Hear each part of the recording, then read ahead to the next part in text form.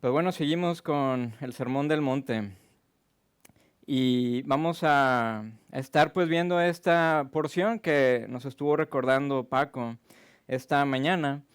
Vamos a estar viendo Mateo capítulo 5 del versículo del 33 al 37, pero seguir recordando esta porción, por qué nuestro Señor nos está hablando de estas cosas. Y hemos visto ya 3 casos de estudio de nuestro Señor Jesús. Ahora viene otra granada a nosotros. Va a ser también una parte un poco difícil para nosotros porque tenemos nuestro corazón duro. Pero todas estas cosas nos las dice Jesús porque nos ama grandemente. Y el contexto de las cuales Jesús nos está hablando acerca de estas cosas de la ley es porque quiere que amemos a los demás, que amemos a Dios con todo nuestro corazón, pero que también nos amemos entre nosotros. Y Él dice que nuestra justicia tiene que superar la de los escribas y fariseos, pero lo que Él nos está llevando es que veamos a los demás como imagen de Dios. Entonces, nuestro Señor Jesús nos dice a partir del versículo 33 de Mateo 5, y nos dice, a ver si esto funciona.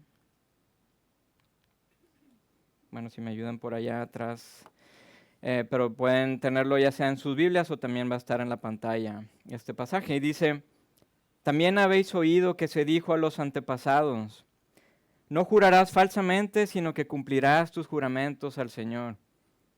Pero yo os digo, no juréis de ninguna manera, ni por el cielo, porque es el trono de Dios, ni por la tierra, porque es el estrado de sus pies, ni por Jerusalén, porque es la ciudad del gran rey. Ni jurarás por tu cabeza, porque no puedes hacer blanco o negro ni un solo cabello. Antes bien sea vuestro hablar sí, sí, o no, no. Y lo que es más de esto, procede del mal, del maligno. Padre, gracias por tu palabra y porque en este tiempo estamos escuchando tus enseñanzas en la montaña. Señor, te pedimos que nos ayudes a visualizar y anhelar, Señor, tu reino viniendo aquí en la tierra, como lo hemos cantado. Que tú nos enseñes, Señor, y nos muestres tus caminos, pero sobre todo, Padre, que transformes nuestros corazones. Y sabemos que eso es parte de ti. Tú nos quieres transformar, quieres que seamos luz y sal en medio de donde tú nos tienes, Señor. Abre nuestros ojos y nuestro entendimiento para ver las maravillas de tu palabra esta mañana. Amén. Entonces, hemos visto que Jesús de Nazaret llegó a la tierra y él afirmó que estaba uniendo el dominio del cielo, arriba, los cielos, el dominio de Dios, y lo estaba uniendo con nuestro dominio, lo que pensamos que es nuestro dominio aquí abajo en la tierra. Y esto llamó la llegada del reino de los cielos, la llegada del reino de Dios. Y hemos visto que Jesús invita a la gente para que lo siguieran y para que pudieran entrar en ese reino celestial, aquí en la tierra y en medio de sus vidas cotidianas. Y esto era lo más increíble y son las más grandes noticias del Evangelio de Jesús. Y hemos estado explorando juntos acerca de estas enseñanzas del reino de Dios que conocemos como el Sermón del Monte y que Mateo ha estado recopilando en su Evangelio. Y comenzamos muchos meses atrás con las bienaventuranzas y vimos en ellas que Jesús nos define lo que es la verdadera felicidad, la cual es un estado de florecimiento que es más allá de nuestra comprensión. No es una felicidad ingenua, lo que el mundo busca y corre tras ello, sino que la felicidad de la cual nos habla Jesús es una que es de peso y es gloriosa.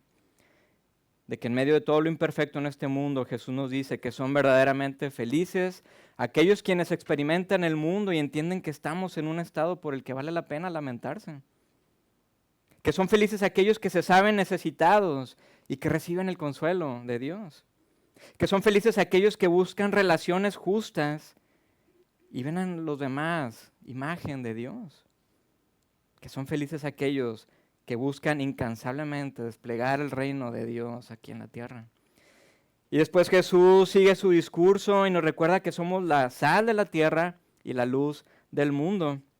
Y estas metáforas que Jesús usa son muy interesantes porque nuestro Maestro nos dice que tú y yo somos la visión de una nueva era de bendición y de paz a todas las naciones. Tú y yo somos invitados a mostrar la luz del Evangelio y ser para nuestros amigos y nuestros vecinos un refugio, ser un hogar, un lugar donde existe el amor y la compasión sin igual. Y ahora estamos en esta porción donde estamos aprendiendo cuál es el propósito de la ley. Y vemos cómo Jesús no vino a desmantelar la ley, no vino a abolirla, sino vino a cumplirla totalmente. Y nos ha estado demostrando con estos casos de estudio que nuestra visión de la ley está distorsionada. Porque en primer lugar, la ley no es para esclavizarnos, sino para darnos libertad.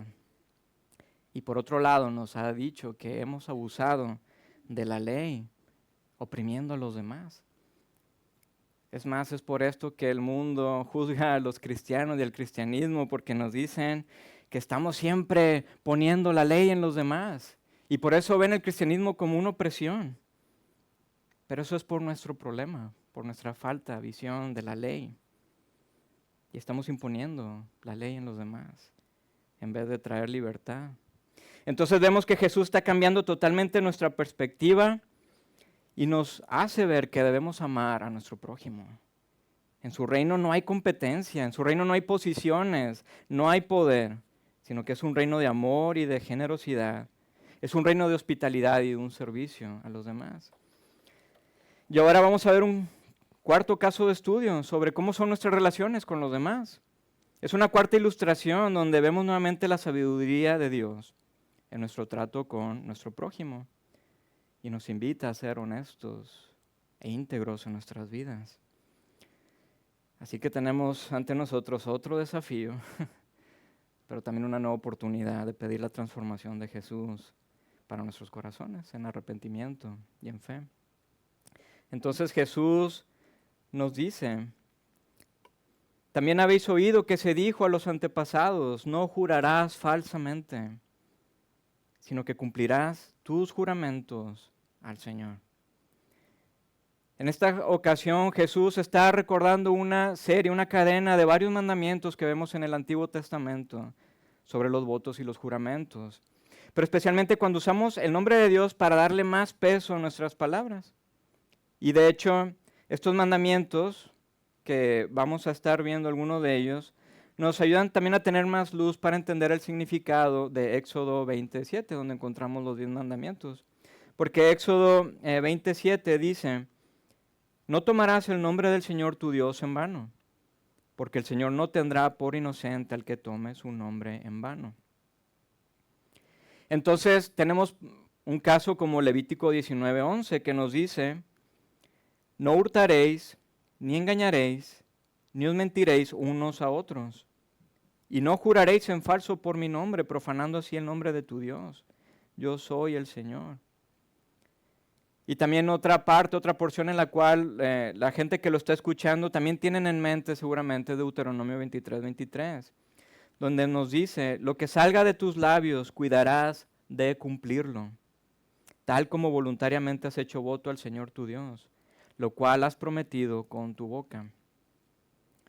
Así que el usar el nombre de Dios en vano es más que ser profano, y lo cual sabemos que es totalmente mal. Pero nos habla de cuando hacemos tú y yo una promesa o un juramento usando el nombre de Dios, poniéndolo como testigo a nuestras palabras, pero cuando en realidad no tenemos ni la más mínima intención de cumplir nuestra palabra.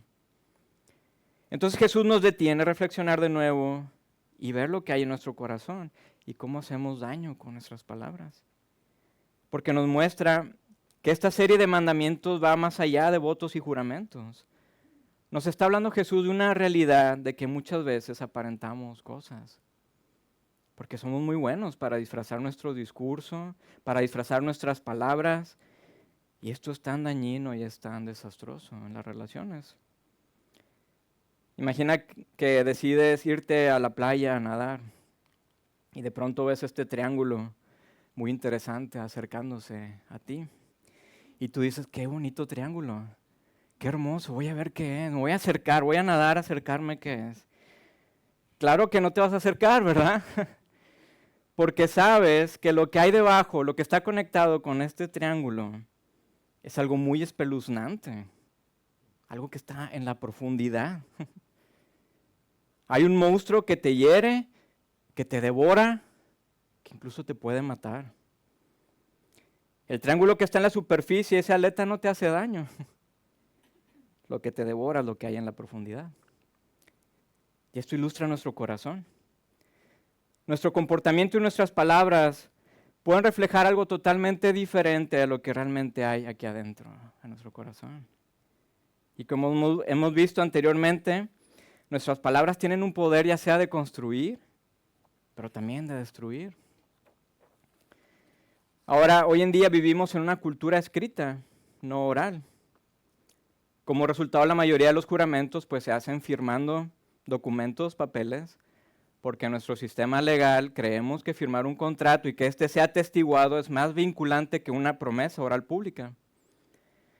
Tristemente no nos podemos fiar en tratos de palabras, y esto es lo triste. En la época de Jesús, que era una cultura oral, las promesas orales públicas eran más frecuentes. Pero el principio es el mismo. Un contrato, un juramento es una palabra observada, atestiguada. Mucha gente lo observa, otras personas lo observan. Y como resultado tienes que rendir cuentas. Debes ser coherente con esa palabra. Debes ser fiel a tu palabra. Pero también encontramos el gran valor que tenía en el mundo antiguo el discurso o las palabras de uno, por el gran poder de afectar la realidad. Por eso encontramos cómo la cuestión de la bendición, por ejemplo, es muy importante en el antiguo Israel. El acto de bendecir era muy significativo por hacer realidad cada una de las promesas de Dios y su bondad hacia las personas. El decir una bendición no era lo que a veces se piensa hoy en día, que es una especie de superstición o algo muy bonito, palabras bonitas. Que Dios te bendiga, bendiciones. No, era una realidad de traer las promesas de Dios a los demás, a nosotros. Porque nuestro Dios es un Dios que habla y no en vano crea y trae todas las cosas a la realidad, hablando. Vemos que Dios habla y se crea. Entonces en la narrativa bíblica encontramos juramentos importantes y profundos iniciados por Dios mismo. Cuando comienza su pacto con Abraham, como lo sabemos en Génesis, o cuando establece su pacto con el rey David, pero también cuando le promete al rey David un sacerdocio para siempre, un sacerdocio eterno. De hecho encontramos unas palabras tan sorprendentes y tan hermosas de Dios hacia el rey David y que lo vemos en el Salmo 89. Si podéis leerlo después en casa, el salmo completo es tan hermoso. Pero veamos lo que dice a partir del versículo 33. Le dice Dios a David: no quitaré de David mi misericordia, ni obraré falsamente en mi fidelidad. No quebrantaré mi pacto, ni cambiaré las palabras de mis labios. Una vez he jurado por mi santidad, no mentiré a David. Su descendencia será para siempre, y su trono como el sol delante de mí. Y encontramos más promesas de Dios durante toda la Biblia. Pero aquí tenemos un gran ejemplo de cómo Dios, nuestro Padre, es quien cumple cada una de sus palabras. Sus palabras son firmes, están escritas en roca, son inamovibles. Asimismo, Jesús nos está dando un principio radical en este mandamiento, en este caso de estudio, sobre la veracidad y la honestidad de nuestras palabras y nuestras acciones. Si Dios nuestro Padre es fiel en su palabra, esa debería ser también nuestra característica, ¿cierto? Como sus hijos y sus hijas. Entonces, en esencia, un juramento es una promesa, un compromiso. Y para que un juramento sonara mucho más fuerte, la gente solía jurar por Dios, o por el cielo, o por la tierra. Por ejemplo, imagina que voy con Jesús, y te pido prestado dinero, y prometo devolvértelo. Pero para reforzar mi promesa, digo, yo juro por Dios que te lo voy a devolver. Entonces, al jurar por Dios, la promesa suena como inquebrantable, ¿cierto? ¿A qué no? Y encaja muy bien con la ley bíblica establecida. Pero el problema que nos está diciendo Jesús es de que no somos consecuentes con nuestras palabras.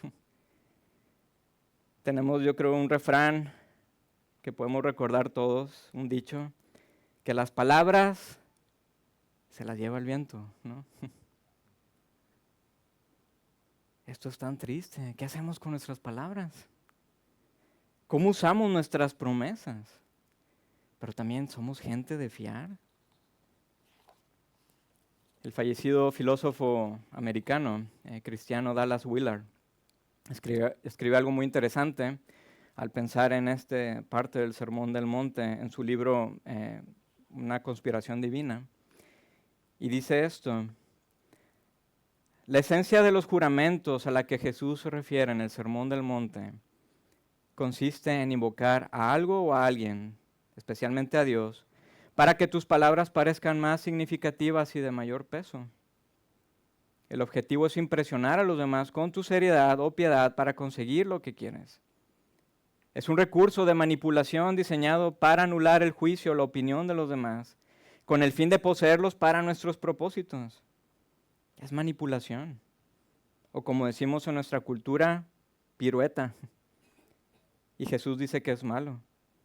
En lugar de amar y honrar a los demás con sinceridad, la intención es salirse con la suya mediante la manipulación verbal de los pensamientos y las elecciones de los demás.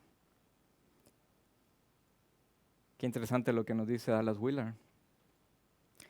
En los tiempos de Jesús ya habían pasado casi unos más de 1000 años de estos mandamientos que estábamos viendo en el Antiguo Testamento. Entonces ya en los tiempos de Jesús ya no se pronunciaba el nombre de Yahweh, evitaban pronunciar el nombre divino, por lo que los juramentos ya no usaban el nombre de Dios, pero usaban cosas relacionadas con él, como el templo, o el oro del templo, o la ofrenda del templo. Pero Jesús nos está diciendo que somos muy listos y buscamos siempre la manera de rodear la ley a nuestro propio beneficio. Mateo también recopila una vez que Jesús denunció públicamente a los fariseos y maestros de la ley. Y entre las cosas por las cuales los está denunciando está precisamente el mal uso de los juramentos o las promesas. Y esto lo vemos en Mateo 23. Entonces Jesús les dijo a las multitudes, ya a sus discípulos: los maestros de la ley religiosa y los fariseos son los intérpretes oficiales de la ley de Moisés, o los que se sientan bajo la enseñanza de Moisés. Por lo tanto, practiquen y obedezcan todo lo que les digan, pero no sigan su ejemplo, pues ellos no hacen lo que enseñan. Aplastan a la gente debajo del peso de exigencias religiosas insoportables y jamás mueven un dedo para aligerar la carga. Esto que nos dice Jesús es para poner mucha atención, porque es mucho lo que hay en juego. Y luego Jesús se refiere más adelante hacia lo que son los votos y los juramentos y sigue diciendo: guías ciegos, ¿qué aflicción les espera? Pues dicen que no significa nada jurar por el templo de Dios, pero el que jura por el oro del templo está obligado a cumplir ese juramento. Ciegos tontos, ¿qué es más importante, el oro o el templo que lo hace sagrado? Y dicen que jurar por el altar no impone una obligación, pero jurar por las ofrendas que están sobre el altar sí la impone. ¿Qué ciegos son? Pues ¿qué es más importante? ¿La ofrenda sobre el altar o el altar que hace que la ofrenda sea sagrada? Cuando juran por el altar y por todo lo que hay encima. Cuando juran por el templo, no solo juran por el templo, sino por Dios, quien vive allí. Y cuando juran por el cielo, juran por el trono de Dios y por Dios, quien se sienta allí en el trono. Tal vez podemos imaginar la frustración de Jesús al decir estas palabras. Y esto lo dice así porque hemos oprimido, hemos abusado de la ley y no estamos amando a los demás. Estas son palabras tan duras. Pero si nos detenemos y prestamos atención tú y yo al escuchar a Jesús, veo que también caigo en la misma trampa de los fariseos. Tal vez disfrazo mis palabras, o tal vez exagero lo que digo, tal vez manipulo, tal vez hacemos cosas muy sutiles, unos adornos en nuestros logros, unos adornos a nuestro currículum. Son unas mentirillas piadosas por aquí y por allá. Y nos presentamos como alguien que no somos. Me comprometo a hacer algo, pero cuando surge otra cosa que me interesa más, me echo para atrás. O incluso a veces llevamos las cosas a situaciones más extremas. Y lo vemos en los políticos, haciendo promesas que bien sabemos que no van a cumplir. O los medios de noticias torciendo la verdad para manipular o controlar. Amigos, vivimos en un momento en el que las piruetas, como dice Dallas Willard, las piruetas de la verdad están a nuestro alrededor. Y excusamos la deshonestidad con palabras como, bueno, son relaciones públicas, es una gestión de imagen, bueno, es marketing, es publicidad. Y vemos todo esto en las redes sociales también, con una información publicada con cuidadosa curación y con filtros, ¿no? Pero al final vemos que todos estamos en aprietos y hemos creado una imagen que no es. Y entonces el tiburón empieza a herir, y empieza a atacar, y empieza a destrozar. Vemos que no estamos tan lejos de los fariseos, porque podemos defendernos. Bueno, Jesús, claro que no estoy haciendo promesas usando el nombre de Dios o el templo o los cabellos de mi cabeza. Pero tal vez cruzamos nuestros dedos en la espalda, ¿verdad? O escondemos detalles importantes, o ponemos una letra muy pequeñita para que no se den cuenta. O tal vez nos comportamos como el mafioso que sabemos que no es de fiar, pero dice, lo juro por mi madre, ¿verdad? Amigos, Jesús nos habla sobre la confianza que debe haber en las relaciones, pero también nos habla sobre nuestra naturaleza humana, ¿no? Nos muestra que tenemos un problema gordo cuando queremos manipular para parecer dignos de confianza. Pero por eso Jesús está decidido a cambiar las cosas. Él está haciendo un reino totalmente nuevo y los valores de ese reino son contraculturales. Su reino es al revés, como hemos visto. Es un reino invertido. Y el eje principal de este reino es el amor. Y donde podemos ser vulnerables, donde podemos ser honestos y transparentes. Donde podemos mostrarnos a nosotros mismos. Pero luchamos constantemente por ser transparentes. Y seguimos, de hecho, en la misma lucha de Adán y de Eva. Porque cuando pecaron y se vieron desnudos y en vez de correr a Dios buscando perdón y su amor, se disfrazaron con hojas de higuera, aparentando quienes no eran. Y comenzaron a echar culpas en vez de reconocer su error. Pero al final nos quedamos como ellos, como los más grandes impostores, disfrazándonos, portándonos como quienes no somos, tal vez aparentando, tal vez manipulando. ¡Wow! ¿Cómo estamos? Estos casos de estudio en el Sermón del Monte son tan serios y tan delicados para Jesús, ¿verdad? Pero Jesús nos ama tanto que por eso nos llama nuestra atención a que busquemos transformación. Por eso nos dice estas cosas, porque Él desea lo mejor para nosotros. Y por eso se sienta en el monte para enseñarnos y mover nuestra imaginación y ver y anhelar su reino colisionando con nuestro reino. No sé si conocéis esta película con Tom Hanks y Leonardo DiCaprio. Se llama Atrápame si puedes, en español. Si no la habéis visto, bueno, ya tienes un plan este domingo para buscar esta peli y verla porque está muy buena.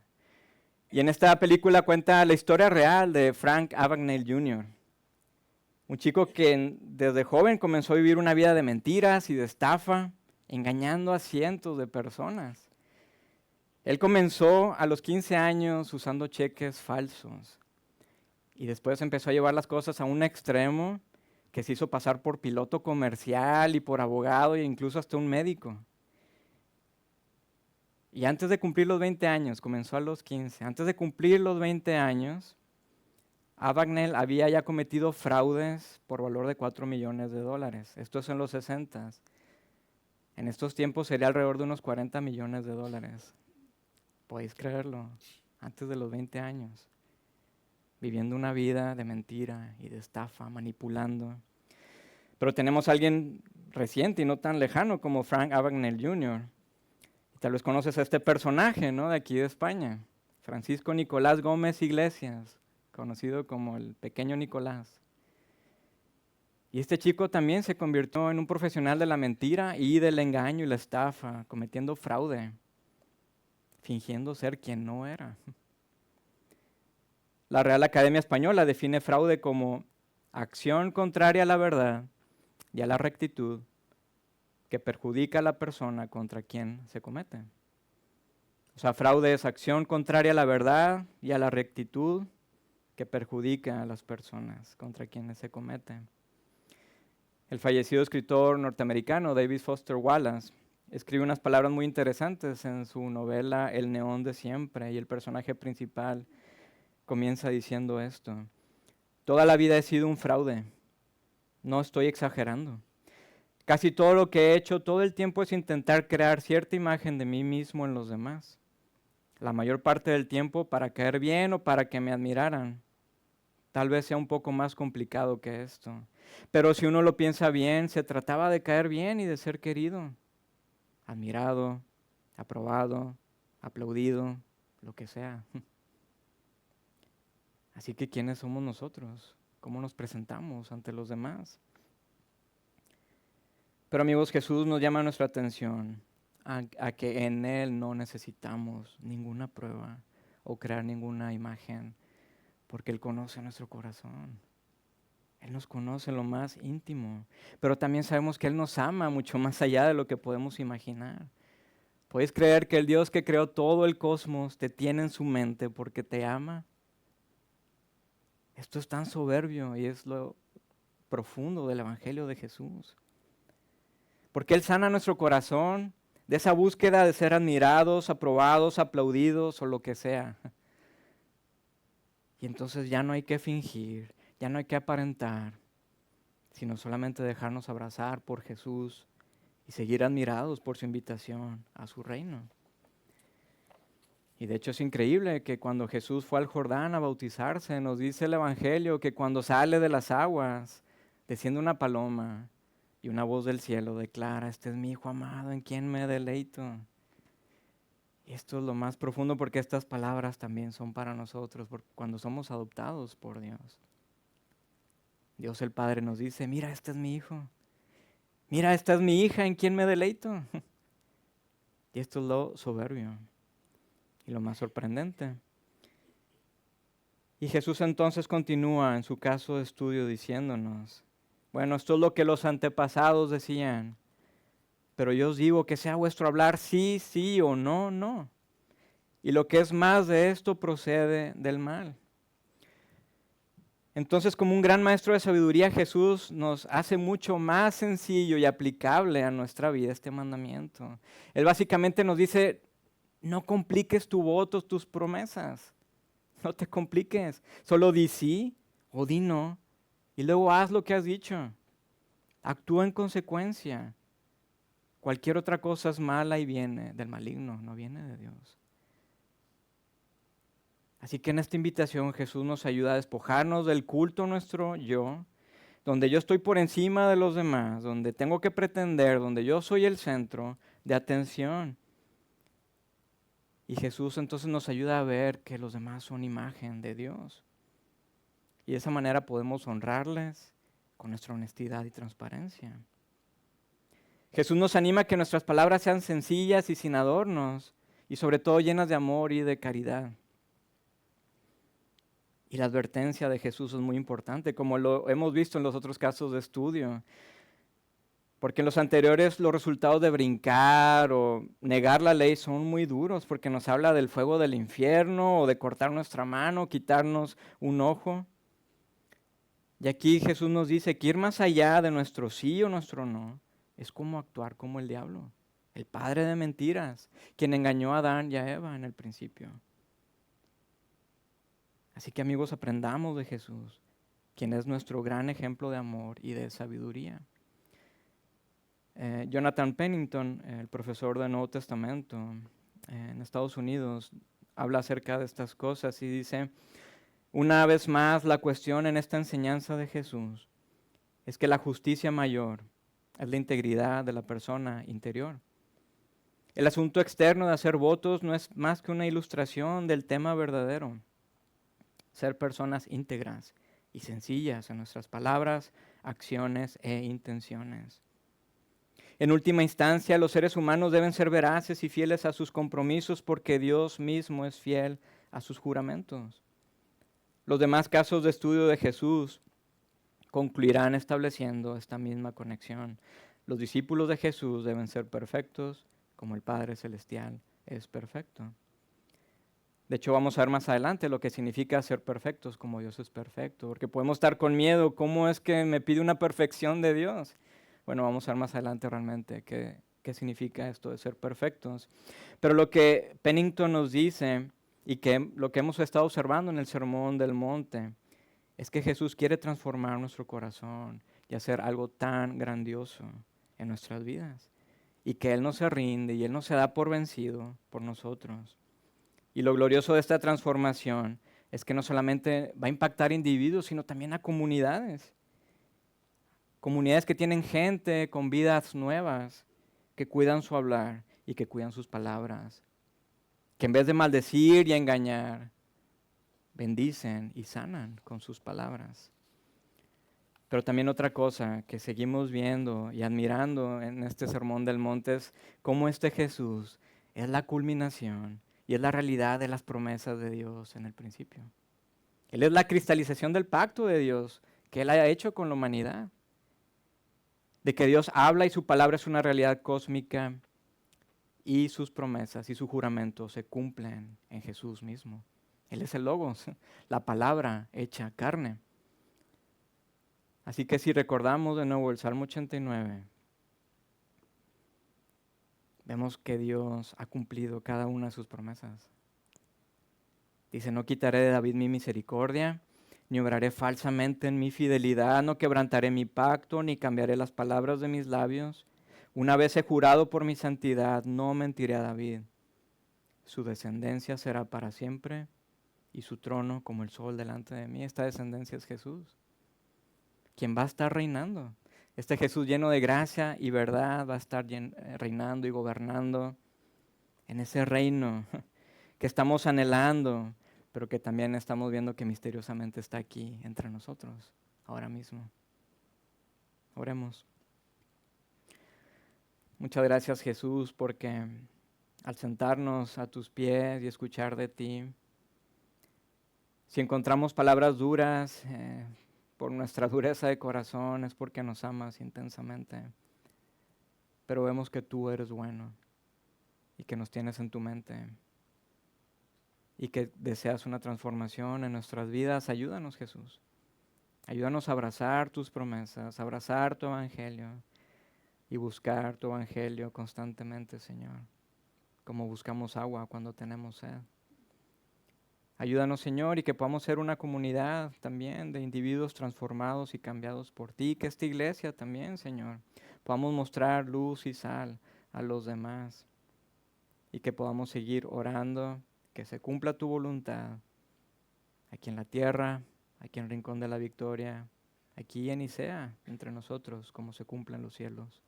Ayúdanos, Señor, te lo pedimos en tu nombre. Amén.